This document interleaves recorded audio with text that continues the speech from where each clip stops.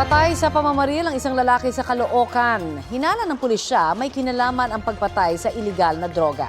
Balitang hatid ni Bea Pinlac.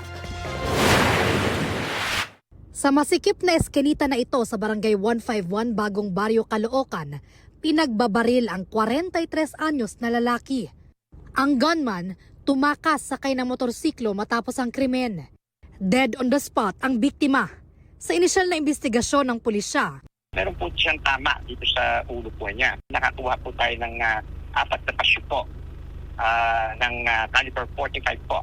Ang suspect po natin, allegedly after the shooting, is tumakas po gamit po ng isang motor. hindi pa tiyak ang motibo sa pamamaril. Isa sa mga tinitingnang anggulo ng pulisya, Itong victim natin is meron din po siya mga cases involving po sa drugs. Sometimes 2002 po. Of course, ongoing pa rin po yung investigation natin, but naka-incline po kami sa drugs po. tinutugis pa ang salarin na posibleng maharap sa reklamong murder. Bea Pinlac, nagbabalita para sa GMA News.